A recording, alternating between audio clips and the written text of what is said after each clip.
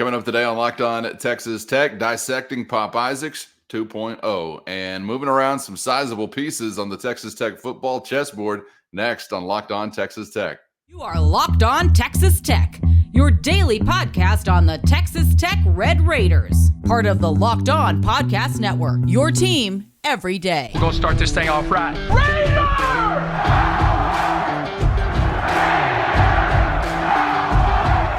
Everything runs through Lubbock. Great to be with you again on Locked On Texas Tech on the Locked On Podcast Network, your team every day, always free and available on YouTube or anywhere you get podcasts. Today's episode brought to you by FanDuel. Score this season with FanDuel, America's #1 sportsbook, and right now new customers get $150 in bonus bets with any winning $5 moneyline bet. That's $150 if your team wins. So visit FanDuel.com/lockedon to get started with the only Chris Level. I'm Casey Cowan. Chris, great to be back with you, my man. And we are covering a couple of different fronts here today. We've got a football conversation to have as there is more beef inbound, and a little bit of a broader conversation to have as to how that came about. We'll also get to some continued Texas Tech hoops resume building, including some thoughts on some recent results from the Big 12 Conference, and want to kick the conversation off in a hoops category. As we discussed on yesterday's episode, Pop Isaacs, probably, arguably, best game as a Red Raider over the weekend against BYU. And as we also discussed on yesterday's episode, it was a really good episode. If you haven't caught it, go on back and make sure that you're up to date. As we also discussed, it wasn't just the 32. So when you pour in 32, it's nice to also have some other things to discuss as far as ways that he was making an impact on the game, whether it was dishing to teammates for buckets or deflections, steals, and an impact felt defensively. He was really checking all the boxes. And before we get started, let's hear from Pop Isaacs and his head coach on what this year's Pop Isaacs has brought to the floor for the Red Raiders. I mean, I just knew it was a must-win game for us. I mean, you're playing in the Big 12, a hard, super hard conference like this where every game is tough. Obviously, we're all paying attention to the other games and stuff. And I'm not sure if Coach pays attention to it, but all of us do. We always want to stay a step ahead in the standings and stuff like that. You're going to get your bumps and bruises on the way, but, I mean, I just didn't want to let us lose this game. That was my biggest thing. Anything, it was going to take to win, that's what I was, just trying to do. And, it was a great atmosphere that usually, I just have fun playing in those atmospheres. What I'll tell you what Pop's done well is when we get in these timeouts, he's talking about the things that help us win, And I think in those moments, sometimes you can say, get me the ball. He's never said that once. It's like, hey, how do we get let's get stops. How do we guard this? How do we do this? And then we're putting actions in, and these guys are communicating well on what's working and what we need to try to do to create opportunities for us. And that's what you love about coaching. And that's how you stretch leads and win, is when those guys have the mindset of what needs to happen, as opposed to me trying to tell them what we need to do. They start understanding it and talking about it and doing it as the court. And that's where I'll give you Pop's a lot of credit. He's really believing in what we're doing and communicating well with his teammates. You're always hoping more time is going to lead to a more mature player, and I'm sure some of that has helped in this, Chris, but no doubt we've got an updated and upgraded and I think more well-rounded Pop Isaacs this year. Yeah, I think what you're hearing them kind of talk about is why it's so difficult to play in this league as a true freshman. It's difficult to play in this league, period. And until you go through it, it doesn't matter what somebody tells you or anything. You kind of have to experience it to understand what kind of grind it is and understand what it takes. And I think, Pop is better for having experienced it last year and kind of gone through some struggles individually and as a team. And, he missed a few games with I think a head injury and all those things. But I think, Grant will often say about certain guys, he'll kind of ask the question aloud, does insert name here want to play well just to play well, or do they want to play well to win? And there's a huge difference in those two statements. And I think it's very clear which Pop Isaacs, the way he feels, because I mean, he was doing everything he could. He's second on the team in assists. He leads the team in steals. He leads the team in scoring. He's I think kind of been a bit of an Iron Man of sorts. He's been bloodied. The whole thing, but he just, there's a toughness there and there's a quickness, and yeah, he will go 0 for 5 on a night, but again, like 10 minutes later, we've talked about this. You look up and he's like, well, he's 6 for 12 now. He's shooting it well. So I never worried about his shot. I think any kind of talk about does he shoot it too much, or does he? I'm just not here for that right now. The way this team's built, I think he gives you so many advantages in creating when there's just not a whole lot there. And I mean, and some of the shots that he took and made this past weekend versus BYU, coming nearly across the court, coming off of like a curl screen, catch and then shoot in one motion is extremely difficult. And I mean, he just was within himself, and it was a lot of fun to watch him kind of, I don't know, come of age, kind of mature. It turned, when we start mentioning like the Keenan Evans comparison, I mean, that is heavy praise. And I'm not comparing him yet. He's showing some flashes there, but I mean, that's kind of what I saw at the end of that game. Yeah, no question. I remember some of the offseason conversations we had about him, really feeling like you're going to have X level of Pop Isaac's performance if Texas Tech was going to be able to do anything or put together any kind of winning type of effort in the Big 12 conference. And I think we would all, probably including him and his head coach as well, would love for it to be a little bit more consistent, and maybe it will be as time passes. But I think for the most part, he's been close to living up to what you have asked of him. I think he's been better. Yeah, I do. And he's kind of needed to be. We never would have envisioned that you would be without Devin Cambridge, and one of your main guys. Hence the reason Pop has to score and create even a bit more than what you thought he would do. You're just missing. You're missing a finisher in transition. You're missing, one of your best on-ball defenders in Cambridge and all those things. And so everybody's kind of had to elevate and adapt to try to thrive here. And I think that Pop is certainly doing that.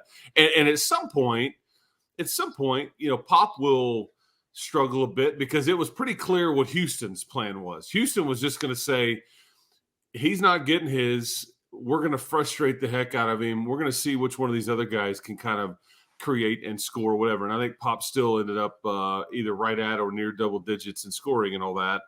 But, he was trying to get some shots off and all that, which was I was okay with, because otherwise it was like turnover. You're just going the other way against that bunch last week in H-Town. But, it's been fun to watch him, man. And I think you will continue to try to put more around him in the coming year or two while he's here would be the plan. So, it's been fun to watch him kind of, grow into this role a bit and be asked to do more and then provide and do it.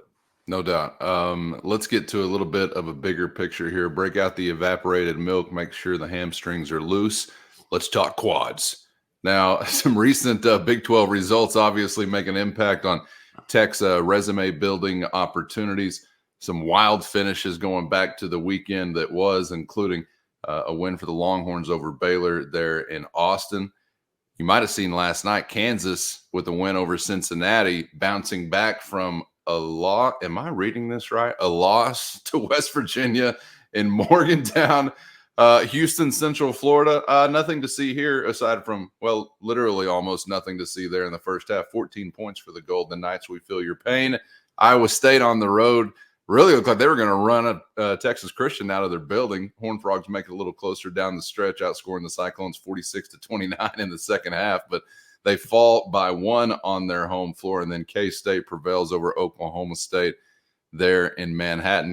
Tech gets the win over BYU, but I love our quad conversations, Chris. It's my reminder to get stretched before I attack the day. So where do we kind of sit this week as far as the Red Raiders' resume building so far, and of course, some opportunities they've got coming up? First, today's episode brought to you by FanDuel. And football is close to wrapping up, but there's still time to get in on the action with America's #1 sports book and the official sports book of Locked On. And right now, new customers get $150 in bonus bets guaranteed when you place only a $5 bet. That's $150 in bonus bets, win or lose. So many ways to spice up the action with FanDuel's safe, secure, and easy-to-use app. Are you really even parlaying if you're not visiting FanDuel's Parlay Hub? I doubt it. So get to FanDuel.com/lockedon today. And if you're a new customer, take advantage of $150 in bonus bets guaranteed when you place only a $5 bet with FanDuel at FanDuel.com/lockedon, official partner of the NFL. Yeah, Tech's net ranking right now, I think, sits at about 35. Obviously the BYU game was a quad one win. And so, and then you're just kind of sitting back this week and kind of watching everybody. Yeah, I think Tech and Baylor are the two teams that don't have a midweek game at all. So it's everybody will get a bye squeezed in here somewhere along the way, which is what they can do now. Now that there's no Big 12 or SEC challenge, they can now just take out a midweek game for everybody and give them a bit of a breather. And this is now for Texas Tech. But what we're seeing is that, I think the what makes the news to me, like what stands out from the weekend to me is who, the road wins by teams. And that was Oklahoma and that was Iowa State. That's what really makes the news to me, because that's what's been the most difficult thing, for everybody to do is go get a road win. And those are going to be very rare in this league. And it doesn't surprise me that West Virginia beats Kansas. It doesn't surprise me that that Texas beat Baylor because those are two top 10 teams that fall on the road. And it's just hard to win away from your building. And that's why it's imperative that you win in your building. But like a couple of highlights, UCF made 7 shots against Houston. Unbelievable. 7 of 44, man. I mean, I told you that defense was something, but 7 field goals. It's like, gosh, dang, man, that's just like mean. A historic performance. They shot 15%. Then I see Iowa State minus their starting point guard and Tamin Lipsey go force 18 first half turnovers in Fort Worth. 18. TCU is throwing the ball all over the place. I know the Footwear Stock Show and Rodeo is in town, probably a bit of a distraction up Montgomery right there in Dickies Arena and all that, just off University and all those things. And then they totaled 27 turnovers. Well, yeah, and it's shocking that you only lost that game by 1.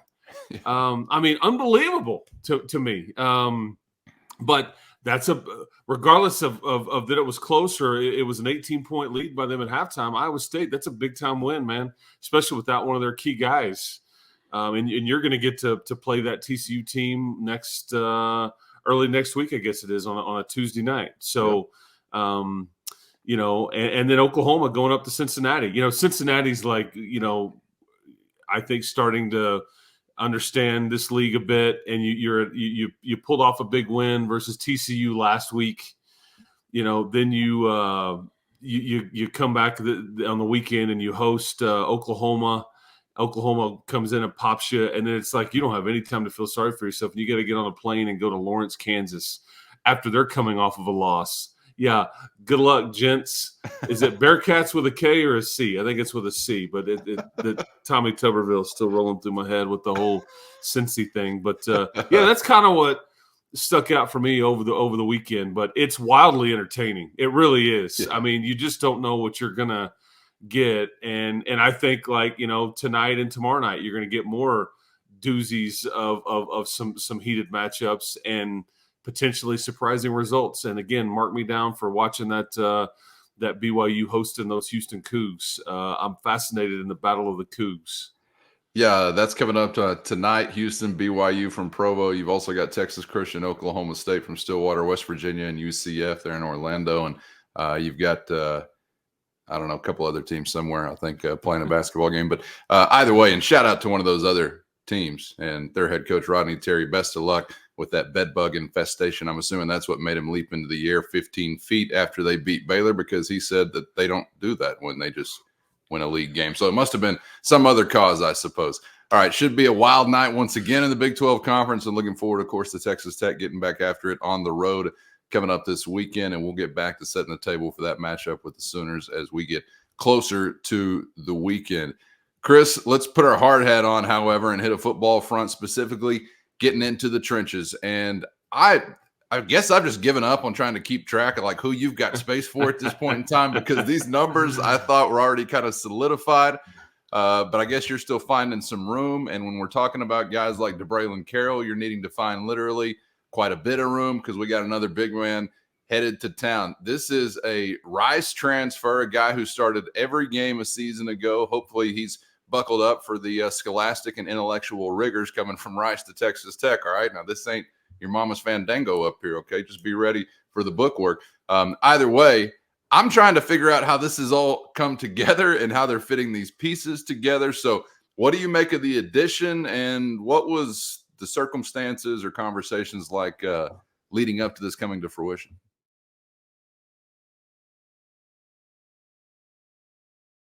I'm not sure on the exact timing of these days, but essentially what you have is this. We had long wondered about, there's a direct correlation here into Steve Linton. And these guys play different positions, but it's kind of intertwined. I think Steve Linton was a guy that, as the season wound down, is he going to come back? Is he going to maybe, go to the NFL or try to? What's the future there? And it was kind of murky because he had missed. He just wasn't ever the player that you thought he would be. Part of it is because of injury.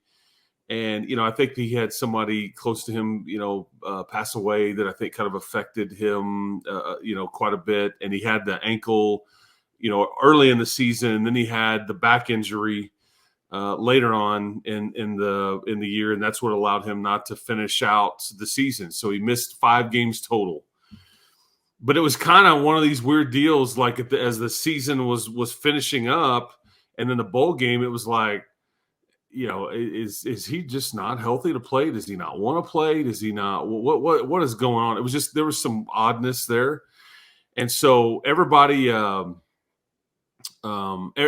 was kind of, just not real sure how that was going to play out. Okay, so you fast forward through the bowl game, and then as you sign your class and everything, and you get closer to the beginning of this semester, and everybody reporting and all these things. And I guess I had just incorrectly kind of assumed, well, I guess he's going to be back. There's no NFL announcement. And I think the NFL folks had said, you need another year. We haven't seen enough. He checks some measurables boxes. There's no doubt. And you could see the quick twitch and some of the edge, the pressure stuff, whenever he was healthy, it just wasn't near enough. And I just don't know if he'd put enough on film. Well, we get the news that he's entered the portal, or the week and a half ago, whatever. And I reached out to a few people, and I got back, well, you got to be all in or you're going to be all out. And I'm like, got it. And so it was what happened is, I think that he kind of, I think he flirted around with the portal a little bit and then got in it. And then I think there was a rumored visit to University of Kansas. I think at some point he maybe kind of had a change, like, man, I don't know if I should be doing this. I maybe should stay here. And there was some potential like changing of the mind and all those things. And I think it stayed gray for a period of time. I'm not even certain that he made that Kansas visit. He might have, but I don't think Tech was really worried about it because, hey, man, good luck. We're going to move on, and we don't play Kansas next year. Well, then it becomes apparent that I don't think he wants to leave. He wants to stay, but Tech has moved on. And that's where you enter DeBraylon Carroll into the mix and an available spot on the defensive line. I think Tech at some point had tried to help him even go to like places like USC, some other things, and then you get the commitment from DeBraylon Carroll late last week, and from Rice. Bottom line is, though, to finish up the Linton part of the conversation, we'll get to Carroll in a second, but Linton has now committed to Baylor. He is going to play for Baylor, which is extremely ironic because this is the best game that he had last year. It was maybe really the only game we called his name a bunch. He had 3 sacks against the Bears last year. He had 4.5 on the season. But interesting dynamic there. I mean, we'll trade you and AJ McCarty for Steve Linton. We'll see you down the road. I don't know, but that was an interesting landing spot for him. And so, yeah, but very weird. I don't think that Tech was begging him to stay. I think there was some oddness to his end of season, all that. But bottom line is, I think it was kind of like, we didn't know if you're all in here or if you're not. And if you're not all in, I think they moved on and they had a spot. They chose to use it on another interior defensive lineman. DeBraylon Carroll enters the mix. So, I've talked long enough, and we could talk about Carroll, but I'm curious what you think, because you're just now finding out about Linton going to Baylor, yeah? Yeah, I didn't see this come across. I imagine, I don't know if Baylor watched any other tape, but if it's just the in-game experience, they're assuming they've got Lawrence Taylor, I guess, coming to town just off of the one game experience. And I don't know, is Linton just thinking, man, I'm going to kill it in practice when I get to go up against this Baylor offensive line 4 or 5 days a week or what? But now he's taking away the one line that he really crushed on Saturday. So there may be some pros and cons, I guess, to that. And what is he even is he a grad transfer? What is he even classified as right now? You talking about Steve Linton? Yeah. Yeah, I think he's got the 1 year left. Yeah, Okay. I think he's got the 1 year left. And I'll say this too. He fully came to Texas Tech with the intention of being here only 1 year. So really nothing has changed. Because he's ready to go to the next level if he sees that. That was the conversations they had with him and that he had with Tech a year ago during his December of what would that have been, 22 recruitment when you're prepping for what would be the Texas Bowl, I guess at the time. Yeah, it was like, hey man, I'll give you 1 year. Hey man, and you're trying to replace your pressure players on the edge and all those things. And so, yeah, that was the intention. Because I'm thinking when he got here, I'm like, well, this kind of sucks. He's only going to be here for 1 year. When we heard how good they thought he could be, and it just never materialized. And the Tyree Wilsons of the world are just different, and it just shows you that it's just hard to replicate that. And being healthy and all those things is certainly a factor. And he had some things going on in his personal life, but weird dynamic there. Did not expect him to end up at Baylor, but I just thought, the irony, because this is where he looked like an all Big 12 first round draft pick, but that was the only time that we saw that. I'm really curious to see maybe, and I don't know when Tech and Baylor are going to play. Sounds like just looking ahead a little bit that we're going to get some news on that next week, maybe a week from today. But Baylor is on the schedule for Texas Tech next year in Lubbock. So curious to see maybe what it'll be like going up against him for the Red Raiders. But I just, this is like a foreign thought these days, I guess. But sticking with something and spending more time in something, I think typically would only benefit a guy. So, a new stop, new circumstance, new coaching staff again. I don't know how that progresses you necessarily, but I'm not in those shoes. So, more power to him, and I'm sure we'll have a plan for him whenever he gets to Lubbock. But how about the Houston or the Rice transfer, Houston transplant, Duncanville original product, DeBraylon Carroll? Yeah, he played high-end high school football there at Duncanville, 6A, I believe, and so I think that it's an interesting take for a couple different reasons. One, I thought, and they may still have another spot later on in the spring to use if they want to. This factors in from, Keeler entering the portal, Blake Burris entered the portal. Obviously Linton did. So there was some late movement here that could have affected their numbers. I'm not sure exactly what that looks like, and maybe you'll have some guys depart your roster after spring football too. Who the heck knows? So it's always head on the swivel, and maintain it. But now we're in a kind of a quieter period now.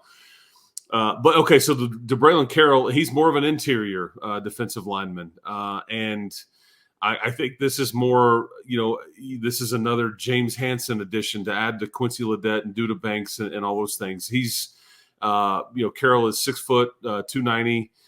He's extremely productive. I think this kid played like nearly close to 700 snaps this past season. And he grades out, PFF, which stands for Pro Football Focus. And a lot of people pay attention to that. Other people scoff at it, whatever, to each his own. But he graded out as Rice's best defender last year overall. This is a company that basically looks at every game that's being played, and they put a grade on every player based on a variety of different things. And again, some people scoff at it. Some people are like, they take it as the holy grail. Truth is probably somewhere in the middle. I will tell you, though, Texas Tech does pay attention to things like that whenever you're looking at portal and things like that. It is on their radar. Make no mistake. I don't want to suggest otherwise, because they do, and most schools pay attention to things like that and whatnot. Like, to the contrary, James Hansen was a lower. He didn't have a very good grade in PFF, the Nevada transfer. But I think it's interesting to note to me that maybe it's because you could get him. Maybe it's because he's a one-year guy. Maybe it's because you really like your edge guys, your youth there. But I thought if they were going to use a spot, they may go try to find a pressure player on the edge.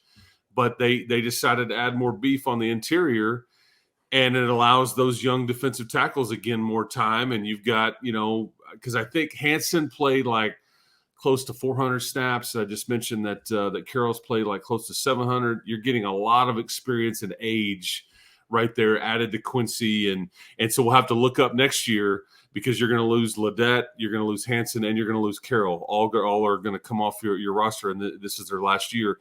But it kind of is a sign to me that, man, we can now leave Amir Washington on the edge. We can, we like Data Ray. I love Isaac Smith. Dylan Spencer's ready to roll. Bryce Ramirez can do that, play that position. I mean, you may really like your internal candidates to be some of those pressure guys on the edge, but I give me all the linemen, man. I mean, I don't complain about that. This kid is extremely productive. He looks like a Jalen Hutchings, very familiar to him when you watch his film and highlights and things like that. But I love the ad. I mean, I'm bring me all the experienced linemen, man. I'm never gonna hate a take like that. Yeah, no doubt. If you're trying to stack them up somewhere, that's as good a spot, I suppose, as any. Okay, curious to see how the dust will settle and what it'll be like for Carroll and what it'll be like for Linton or anybody else that we may have to familiarize ourselves with, as this process seems eternally ongoing. That's the theme of the day. Chris, appreciate the insight as always, man, and the time. Enjoyed it, and we'll be back on the other side to do it again. Yeah, it's like the Olympic flame. Once they light it for the games, of the whatever Olympiad, that flame just keeps going. That's like the portal or roster management season. That flame's just burning bright all the time. You just never know what you got going. Enjoy some Big 12 hoops tonight, folks. It's kind of fun to sit back and be a casual observer while your team's getting some much-needed rest as they sit in first place in the Big 12 Conference. Yeah, if you had that on your bingo card, kudos to you, because not many would have this deep into the conference season. But, I enjoyed it, Calvin. We'll talk to you tomorrow. Yeah, you got to be Biff with an almanac from the future to be having that one checked off. I don't know who had that on the list. Even the most optimistic Tech basketball fans. I don't know, Biff. I don't know. But if you did, let us know in the YouTube comments, and we'll just take you at your word. As always, in the Locked On Texas Tech YouTube comments, honor code is the name of the game. For Chris, I'm Casey. Thanks for joining us as always. Hope you're subscribed on YouTube or anywhere you get podcasts so you never miss an episode. and hope to see you back here for the next round on Locked On Texas Tech.